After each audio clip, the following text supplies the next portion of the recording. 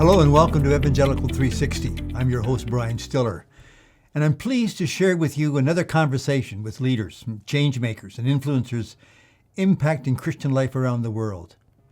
We'd love for you to be a part of the podcast. Share this episode by using hashtag Evangelical360 and join on the conversation on YouTube. My guest today is Bill Taylor, an experienced missionary and missiologist whose new book, Leading from Below, examines past and present changes in Christian mission all around the world. For many in secular society, the very notion of being a missionary goes against the contemporary sensibility to not bother others with what we believe. But as Bill helps us to understand, being on mission is crucial to the Christian life. And while we must continue to learn from and correct past mistakes and misadventures, the good news is that there are renewed ways evangelicals can faithfully engage in the global mission of Jesus Christ. Join me as we learn from Bill Taylor.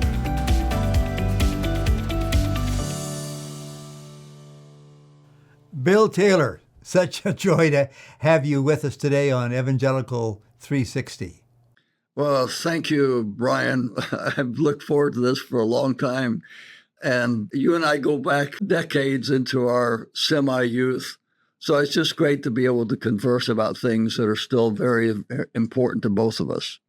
Bill, we're of the same generation. And when I look at the stats over the 20th century, you and I have been living during a time when at least the evangelical church has grown incredibly.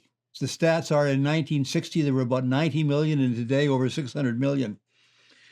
And during that time, you have been leading the major commission of missions for the World Evangelical Alliance. But during this period of our life, what has caused this enormous explosion of faith and the activity of missions? What's been at the heart of that? Well, I'm honestly not sure. I would start with mystery. I can't figure it out.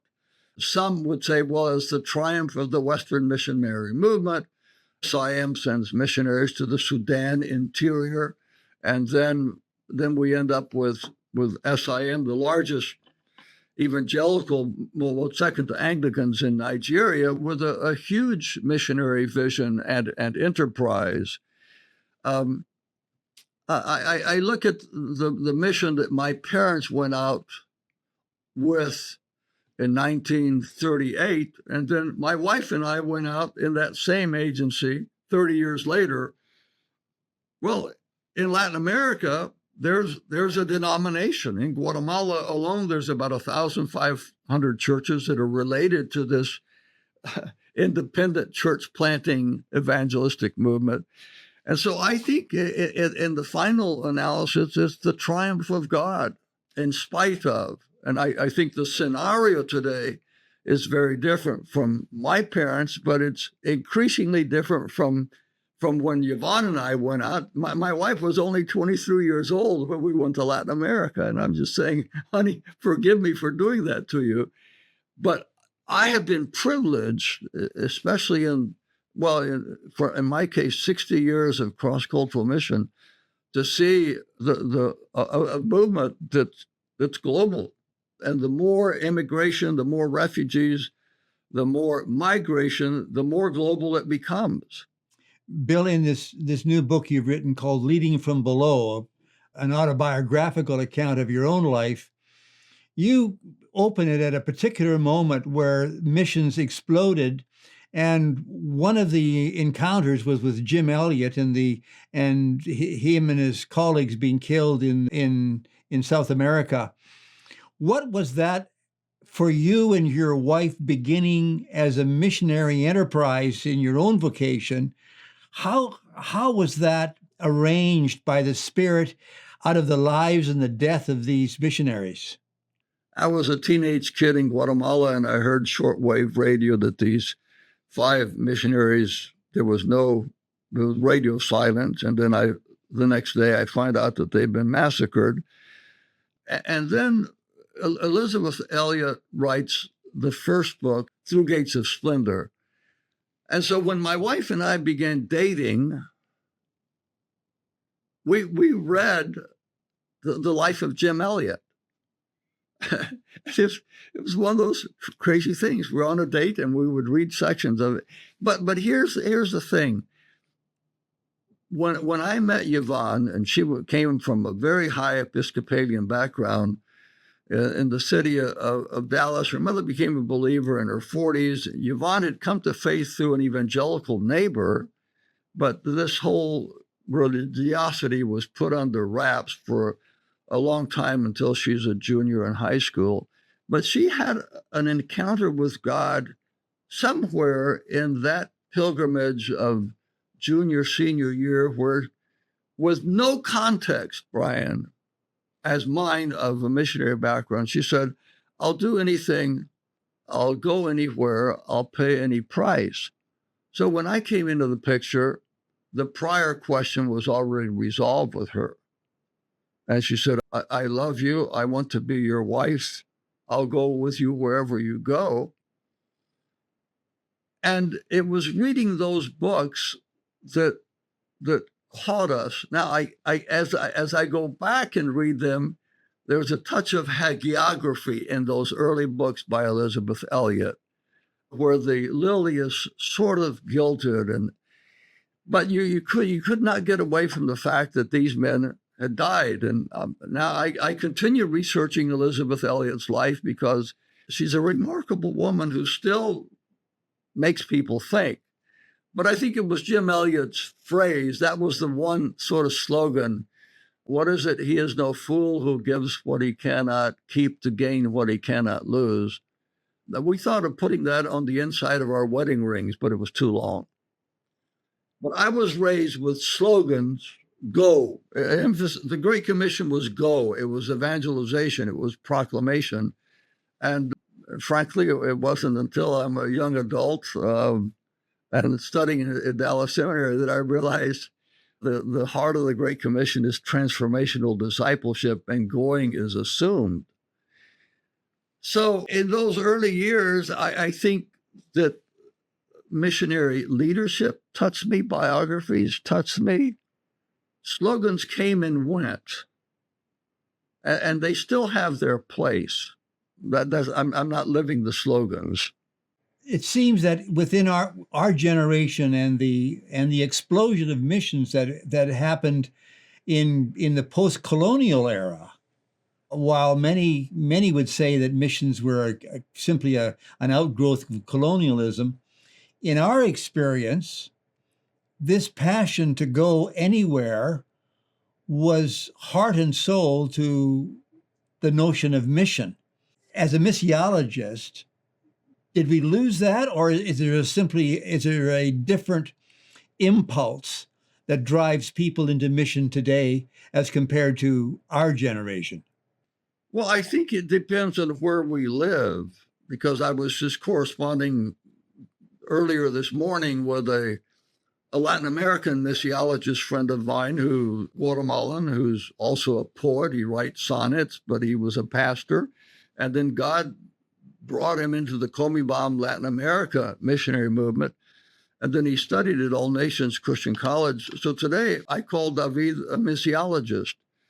But he's only one of a countless numbers of women and men that are thinking seriously about what does it mean to be the people of God and take the message of Jesus into every sector of society and every cultural womb that might exist.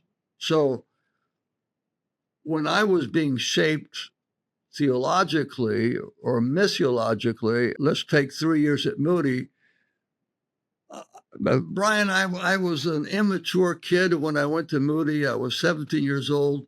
My first year, I majored in ping pong because I was pretty good at that. I have very, very few concrete memories because simply it took me at least 3 years to wake up. And then God took me from Moody into the secular universities and InterVarsity.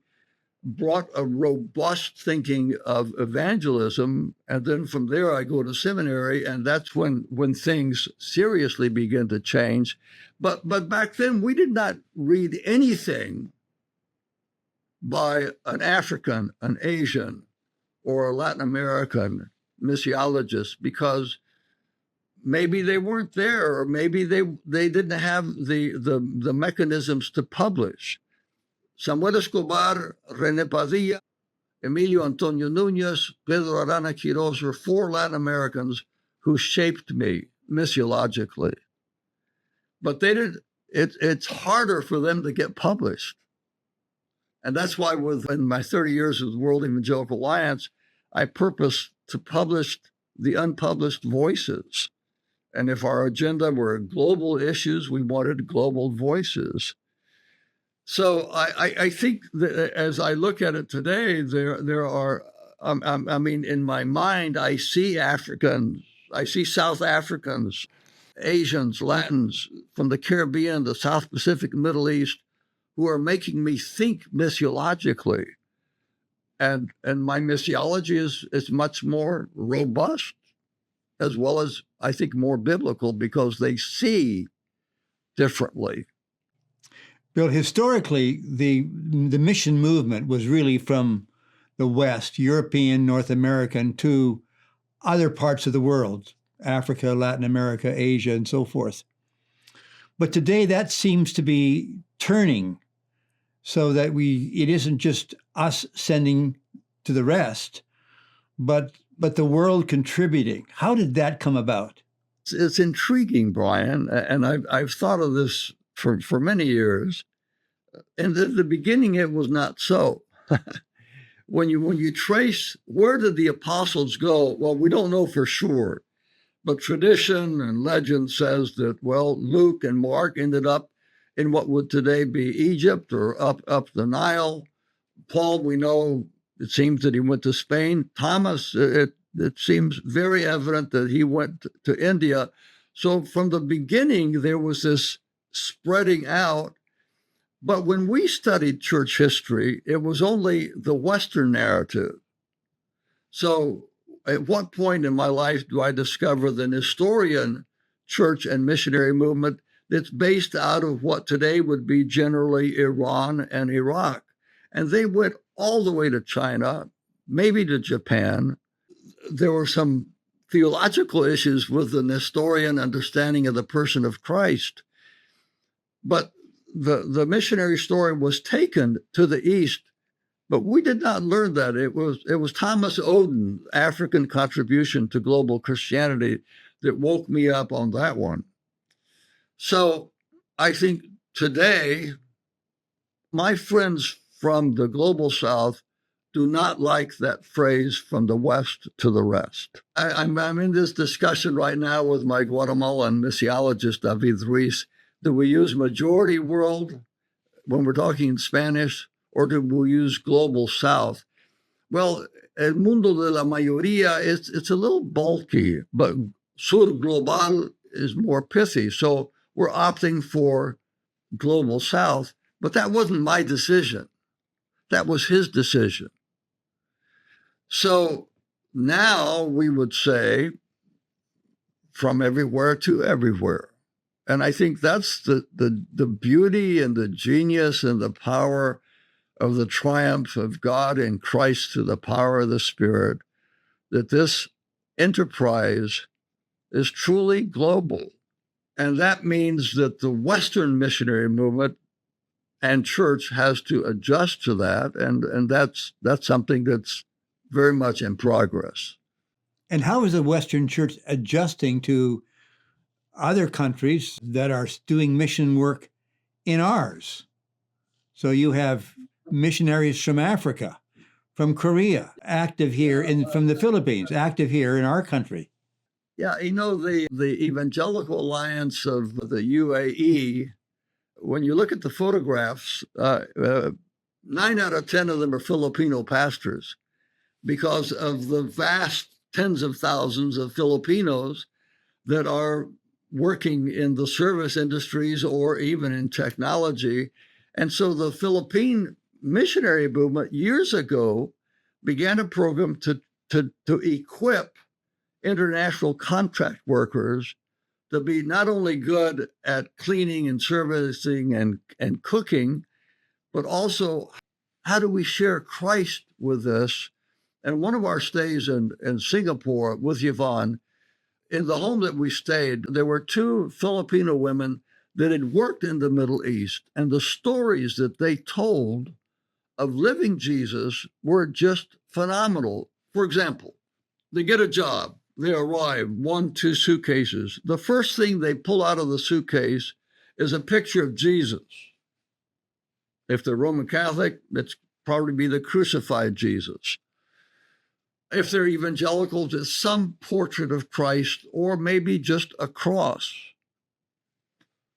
And so from the very beginning, a seed is embedded, and then things start to happen. But now back, I think, to the heart of your question, I think a lot of people in the West, let's say Europe, North America, Australia, New Zealand, gets drawn into that package. I think there are at least three possible attitudes. One, since it's cheaper to support a native missionary, let's let them do the job. And then we have a very prominent Asian leader who speaks about native missionaries, and then the rest of us are colonial missionaries. Well, that's a reverse discrimination. So I hear in the States indirectly that pastors will say, well, since the natives or the nationals are doing it, let's just focus on short-term missions. But what concerns me most in the United States is the silent pulpit about God's heart for the whole world. And the fact is that the landscape, I mean, you in Canada, you know that very, very well. The number of refugees or legal or illegal immigrants, we're facing that in the United States.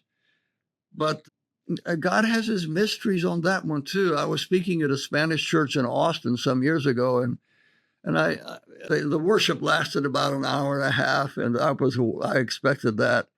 And then I'm introduced, and I say, I'd like to know, how many of you came to the United States this way? No, this way. That we're just crossing the bridge or flying. It's a code for legal. So about half of them raised their hands. I said, so that means that the rest of you came this way. So we had a good laugh. Then I asked, how many, when you came to this country, either this way or this way, came to faith in Christ here in this country? And half of them raised their hands. I say, see, you came fleeing a bad marriage or a brutal husband or a political violence or the drug gangs or whatever, but God brought you because he wanted you to come to know Jesus.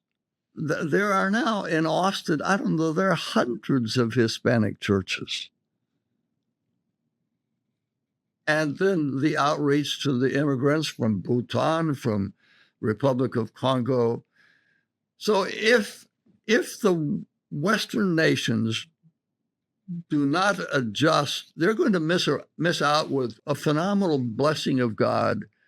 What does it mean to partner with our sisters and brothers who are engaged in the same heart for the people who do not know Jesus? Bill, let me go to an issue that has surfaced over the centuries, and that's the kind of the bifurcation of the message. You and I know that 20th century organizations like World Vision and others, they grew out of people who were evangelizing in other countries, as happened with World Vision in South Korea. To what degree does missions end up being humanitarian work over against being the simple telling of Jesus or teaching people the Bible?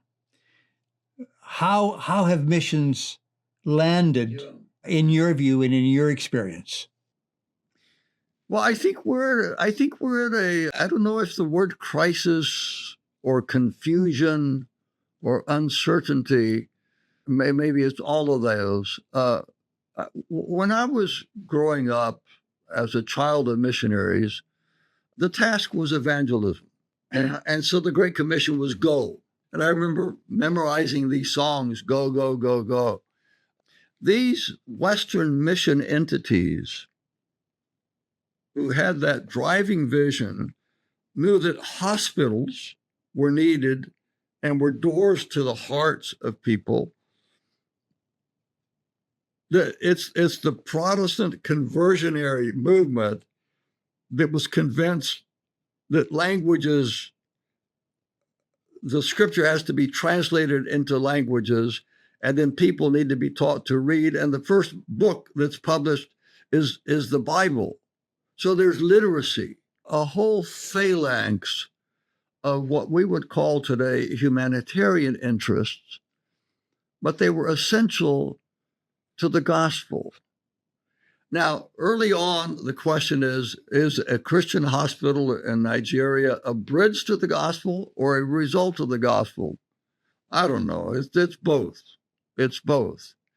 So the criticism that the Western missionary movement was not interested in integral mission or in the lives of the people and their concerns, that's a crock, frankly. Now, what's happening today, Brian, is more subtle. And I think it is a dangerous bifurcation of young adults energized by older adults who know how to organize structures, say the task is justice and compassion, and that's the need, not gospel and church. The young adult celebrations or college student celebrations that happen at the end of the year, or Bana or the Passion, or before the International House of Prayer, IHOP in Kansas City, they would bring in 10, 20,000 young adults, but then there would be one meal where they would fast, and then that money is going to go to World Vision in South Africa or Zimbabwe. Or there are HIV aid packages that we're going to put together. And so they fast and they sacrifice. And but is there more? And I think part of the problem, Brian, is that we haven't learned what Jesus did or the apostles. The first miracle is a miracle of healing that leads to the preaching. So there you have compassion, justice merged with gospel and the community of Christ. And so in my own case, Brian, I have returned more to Luke chapter 4 when Jesus comes from the temptation and he's in Nazareth and he takes up in the synagogue the scroll and reads from Isaiah. And I think that is our Lord's Great Commission for himself. And so there you have compassion, you have justice, but the good news is preached. And the focus on building the community of Jesus followers. And then there's a fifth component that, frankly, I have picked up in more recent study, and that's persecution. So I think if mission is going to be what God wants it to be, yes, we need to be concerned about issues of compassion and justice, but don't bifurcate, don't dichotomize. That's a simplistic reductionism. But then we need to think about this fifth item, which is now a global phenomenon, and that's persecution. So I think a lot of my younger friends are really sold out on the justice and compassion. But is Jesus is singular. There's nobody like him. I mean, if it's a choice between Coca-Cola and Pepsi, well, I will choose Coke because Coke is singular. Is Coke unique? No, it's not unique. Is Jesus singular? Is he just the better of the options? Or is there no one like him? He's unique. And it's tough to argue the uniqueness of Christ to a younger generation that's been shaped by a new kind of religious pluralism and almost a fundamentalist secularism. So I am committed to both. My wife and I support both or all five of these things, because I think that's what God calls us to do. And it's a false dichotomy that we cannot allow to take the ground. Bill, you've been involved in missions, both as a missionary yourself, you and your wife in Guatemala, and then you headed up the Missions Commission of the World Evangelical Alliance for a number of years. So you've got a pretty good panoramic view of where missions, where the mission of the church is today, and how we have done over the last few decades. So give me your best shot at where we are today. I think in the West, and in the more globalized social media connectivity around the world, which would be, let's say in Latin America, it would be the university student world, where TikTok, in Guatemala, there are, I forget if it's 9 million people, and there are 11 million smartphones. So 2 million have two of them. When you buy the cheapest smartphone in Guatemala, it comes with WhatsApp, it comes with Facebook, it comes with TikTok. And WhatsApp is the communications media really around the world, but certainly in Latin America and Africa. The ideological undermining of the uniqueness of Jesus Christ is a very serious virus that is affecting our younger generations around the world. And so that's calling for a new kind of being the people of God, or a new kind of telling the story of Jesus, less propositional, less four spiritual laws, and more a story. I've been trying to learn new ways to talk to people about Jesus. I haven't used the four spiritual laws in God knows how many years, because they're propositions. I've tried it in Spanish, and it doesn't work in narrative oral cultures. With my apologies to those who have been blessed by it, and I have used it well. But I think that what we're seeing in Latin America, let's take the country of Honduras or Guatemala. Honduras is the one that comes to mind. 20 years ago, overwhelming majority Roman Catholic. 30 years ago. Today, the Catholics are a minority. Evangelicals are a majority in the sociological categories of surveys, of census. In Costa Rica, the national census some years ago was very intriguing, because it asked, what religion are you? Roman Catholic, Evangelical, Muslim, now Islam is coming in, or something else. And then they asked, what were you? And 10% of the people said, I am a former evangelical. Now, that's a very disturbing category.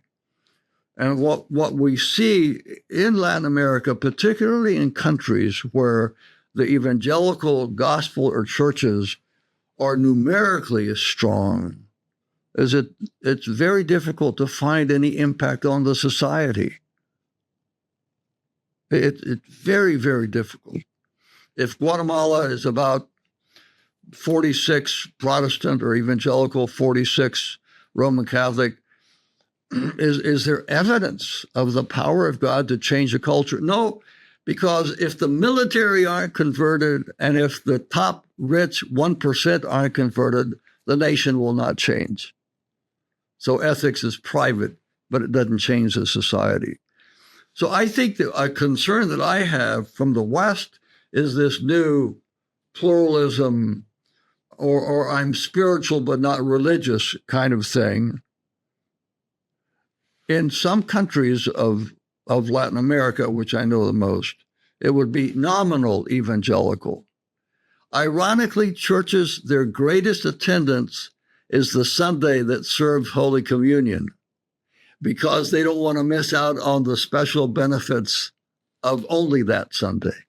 So I'm going to the 5th Comibam Latin America, Spain, Portugal Congress of Missions in Panama this end of this next month, and I'm going to be listening. It's the first of the 4 congresses that I don't have anything to do, so I'm just going to have fun meeting friends, old friends, sitting, talking, but then asking questions, because I'm going to take that week as a school where Bill Taylor is going to go back to school to say what's happening in Latin America. So when I led the Mission Commission for 20 years and then another 10 as its senior mentor, when I started, Brian, in June of 1986, I had no idea what I was doing. I had no idea what World Evangelical Fellowship at that time was. And it's about that time that I met you. And I say, well, here's an articulate Canadian, more or less my age, and I better sit close to him because he knows what this thing is all about. And so I grew like crazy. But I started as an activist, and in 1999, I became a reflective practitioner. And I came out of that Iguazu, Brazil consultation on missiology. For the first time in my life, I self-identified as a missiologist. I'd never done that before. But I'm more a reflective practitioner, and that's how I want to read the world. So I'm concerned globally. I'm concerned in this country, the United States. The percentage of evangelical population, which is defined so differently, depending if it's a Barna, a Pew study, or a federal government study, the definitions are different. I don't know who to believe. I tend to opt for the lowest percentage. I think that's closer to the truth, not the happy we're winning percentage. So I'm concerned. I'm 80. I'm going to be 85 this year, and I'm deeply concerned. And I'm saying, Lord, where I don't have a voice, a public voice to speak. But my friend David Ruiz, in a meeting a few years ago with some guys that I was mentoring, leaders in Latin America, he gave a prophetic word to me. He said, Guillermo, Bill, he said, you must change your voice, or no, your tongue for a pen. And God's calling on you now is not to speak, but is to write. Bill, what would you say to a young Bill Taylor, a Gen Z today, who is very much interested in allowing their life to be used in the service of Christ, and they have a global interest? What are the 3 things you would suggest they need to consider as they plan their future? There's an event that's happening with Missio Nexus here in the U.S., and the title is Gen Z, the Future of Missions?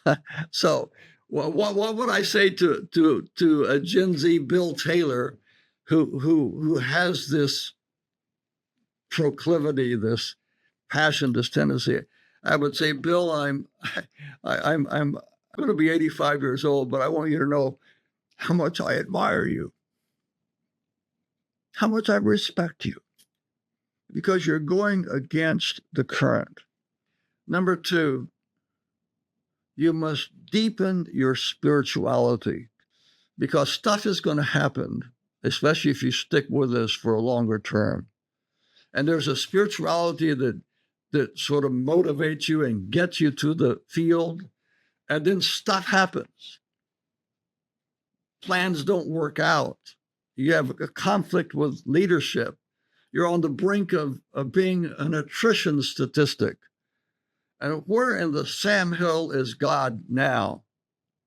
And that's when that second level of spirituality has to kick in, which is the call for endurance. And it's to study the scriptures on suffering. And then, Brian, I think there's a third spirituality that I'm trying to understand at my age. It's the spirituality that I end up with. I have a lot of prayer requests that God hasn't answered, and I can still weep over them. But at the end of the day, it's not my power to bring about those changes. It's disappointment with God. It's in my 50s, in the middle of spirituality, finally demythologizing in my missionary family. And so I would say to the young Bill Taylor, you got to deepen your spirituality. You have to go outside of the common evangelical sources and beware of anybody who says, if you want to be a leader, you can be good, but here are the steps to being great. So I would say, when you arrive in your area of ministry, realize that you are a learner, but also realize that God has put you there. Therefore, you have something to give. I think those are three things, maybe a bit scattered. One, I'm encouraged by you, Bill. I'm so glad to know you. I hope I live till I'm 100 so I can follow you for 16 years and pray for you. And then you've got to work on your spirituality. Bill, I was struck by one of the things that you had learned out of leadership in your book, Leading from Below. You said, measure your mentors by how they model the style of Jesus. So attach yourself to mentors and find those who model in their lives Jesus of the scriptures. When my son David said the second half of this bigger book is for family only, it's just a different voice comes out. It's the voice of somebody who did not think he would be a leader, did not seek leadership, did not ask for it, but it came to him and he didn't turn it down. And then eventually it changed you. And then you became a leader. But what kind of a leader did I want to be? To be honest, Brian, I don't think I reflected on that until the last 10 years, because I'm looking back on my life. Leading from below is leading according to the path of Jesus, instead of being good to great. It's following the path to the cross. And the people that have had the deepest impact on my life are marked by the wounds of the cross. Wounds because of their own faults and their own mistakes, wounds brought on by others, wounds from life, wounds from God. It pleased the Lord to bruise his servant. Not because the servant was disobedient, but Jesus learned suffering. And the other thing about leading from below is that it's collegial.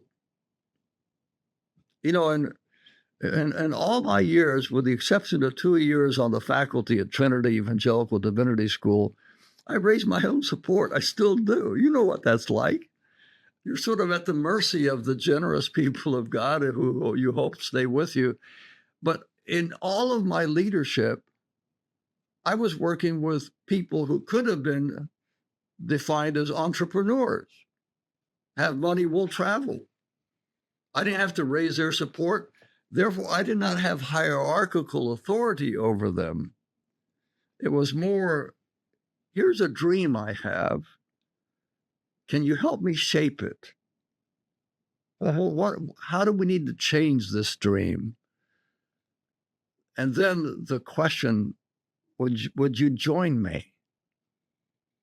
And I had the unique gift, Brian. I'm thinking of 3 people who said, "Can I join you?" And they became key members of the staff team. I didn't recruit them, but they were friends who somehow captured a vision. Bill, it's been an enormous pleasure of having you here today. We have just touched bits and pieces of this remarkable autobiographical treatise of yours called Leading from Below. And I would encourage you, my listeners, to find that book and treat yourself to the life and the ministry of Bill Taylor and his family and his leadership globally. Bill, thanks again for being with us today. Well, thank you, Brian, for being a friend over the many, many decades. You were the first person I saw with a portable computer. And I remember asking you, "Is that a computer? Was it a Toshiba?" I don't know what brand it was, but just to let you know, there are things that stick in my mind, and it was you with that computer. I think it was in Singapore. So it's a high honor to know you and to be counted as a friend and a colleague. And I want you to know that that is entirely mutual. Thank you so much for letting me converse with you. These, in Spanish, we would say, estas ideas despeinadas, which in English means these uncombed ideas just sort of flow. But it's been a joy. Thank you. I hope we can do this again. Thank you, Bill, for joining us today and for providing us with a renewed understanding of what Christian mission is and how we can live it out faithfully today. And thank you for being a part of the podcast. Be sure to share this episode, use hashtag Evangelical360, and join in the conversation on YouTube. If you'd like to learn more about today's guest, check out the show notes for links and info. And if you haven't already received my free ebook and newsletter, go to brianstiller.com. Thanks again. Until next time. Don't miss the next interview. Be sure to subscribe to Evangelical 360 on YouTube. See you there.